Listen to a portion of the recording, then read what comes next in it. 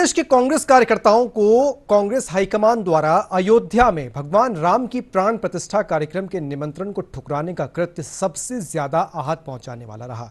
यह सवाल इसलिए खड़ा होता है क्योंकि मध्य प्रदेश में जो पिछले ढाई महीने में बल्कि करीब 3 महीने में यानी कि 1 जनवरी से लेकर 30 मार्च तक 20,500 से ज्यादा कांग्रेसी कार्यकर्ता भाजपा में शामिल हुए हैं। उनमें से लगभग सभी एक सुर में यही कह रहे हैं कि वो राम का अपमान सह नहीं पाए, लेकिन कांग्रेस इस बात से इत्तेफाक नहीं रखती, वो इसे एक बहाना मान रही है।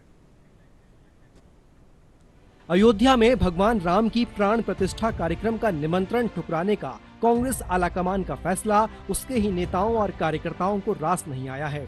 पार्टी के इस फैसले ने मध्य प्रदेश में उसकी जड़ों को हिलाने का काम किया है। भारतीय जनता पार्टी के मुताबिक मध्य प्रदेश में 1 जनवरी 2024 से लेकर मार्च के अंत तक 20,500 से ज्यादा कांग्रेस कार्यकर्ताओं ने भाजपा का दामन थामा है। उनमें से अधिकांश का यही कहना है कि वो राम का अपमान सह नहीं पाए। इनमें से कई तो ऐसे नेता भी हैं जिन्होंने न सिर्फ मध्य प्रदेश में कांग्रेस के संगठन को तैयार करने में महत्वपूर्ण भूमिका निभाई, बल्कि एक तो यूपीए सरकार में रक्षा मामलों के राज्य मंत्री तक रहे। भगवान श्री राम जी के प्राण प्रतिष्ठा समारोह का जब आयोजन रहा तो उसके निमंत्रण पत्र पर एक अमर्यादित भाषा का इस्तेमाल करना, ठुकरा दिया निमंत्रण, ठुकरा। रामचरितमानस में गोस्वामी तुलसीदास जी ने कहा है, कोई कितना ही प्रिय क्यों ना हो, अगर वो राम जी का अनादर करे तो उसे छोड़ दो। तो मैंने कांग्रेस छोड़ दी। और फिर सबसे बड़ी बात तो एक है यार, हम हिंदू हैं, भगवान राम की आलोचना करने वालों को हम नहीं बख्शते और हम सहन नहीं कर पाएंगे। राम मंदिर का जो शिलान्यास हमारे देश के यशस्वी प्रधानमंत्री नरेंद्र मोदी जी ने जो कराया है, का जब निमंत्रण राहुल गांधी जी के पास आया, कांग्रेस पार्टी के पास आया, तो उन्होंने उस निमंत्रण को कहीं ना कहीं उसको ठुकरा दिया। इसी से कहीं ना कहीं मन बहुत दुखी हुआ है और मन बहुत ही विलंबित हुआ है। उसी के कारण हमने कांग्रेस पार्टी छोड़ दी। हालांकि कांग्रेस इस बात से इत्तेफाक नहीं रखती। उसका कहना है कि राम की प्राण प्रतिष्ठा तो एक बहाना है। सत्ता के लोभ और डर के कारण कुछ कार्यकर्ताओं ने अपनी विचारधारा से समझौता किया है।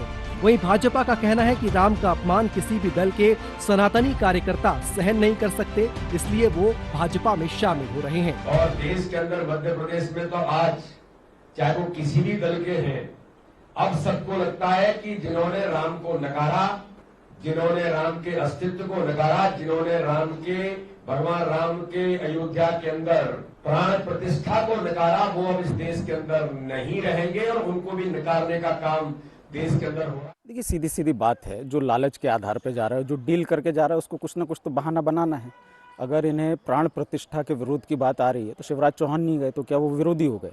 अगर मोनिका बट्टी रावण की उपासक हैं और भारतीय जनता पार्टी से चुनाव लड़ती हैं तो भारतीय जनता पार्टी के बारे में उन लोगों को पता करना चाहिए। अगर जीतन राम मांझी एनडीए के अलायंस में हैं, वो कहते हैं श्री राम काल्पनिक हैं, तो भारतीय जनता पार्टी में जाने वालों को विचार करना चाहिए। अगर बिसाहू लाल सिंह जी ऐसे ही बयान देते हैं तो ये सब बहानेबाजी है। मेन कारण है लालच, सत्ता की मलाई खाने की उनकी इच्छा है और उन्होंने अपने मूल्यों से समझौता कर दिया, यही इसके पीछे कारण है। वहीं राजनीतिक पंडितों का मानना है कि भगवान राम को लेकर भाजपा और कांग्रेस के बीच पुराना टकराव है, जिसे दोनों ही दरकिनार नहीं कर सकते।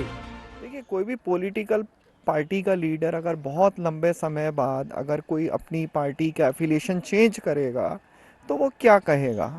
वो मोर और लेस, मतलब जो पॉलिटिकल हिस्ट्री है उसमें अगर आप देखेंगे तो 2 ही चीज़ कहता है कि मैं खुश नहीं था या मेरी कद्र नहीं हो रही थी।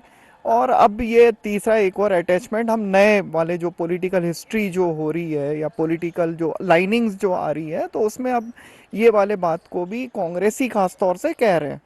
अगर आप समाजवादी पार्टी का लीडर अगर बसपा में जा रहा है और बसपा वाला अगर राष्ट्रीय जनता दल में जा रहा है तो वो ऐसी बात नहीं कह रहा है ना। तो इधर पे मतलब कांग्रेस और बीजेपी का चूंकि आपस में टकराव है और ख़ास तौर से राम वाला जो फैक्ट है उसको इग्नोर ना कांग्रेस कर सकती है और बीजेपी तो मतलब उसके वजूद में ही खड़ी है। तो ये डेफिनेट सी बात है कि उसको लेकर के डेफिनेटली जितने भी कांग्रेसी जा रहे हैं तो इस बात को बहुत प्राथमिकता के रूप से कह रहे हैं। हालांकि अभी भी कांग्रेसियों का भाजपा में शामिल होने का सिलसिला रुका नहीं है।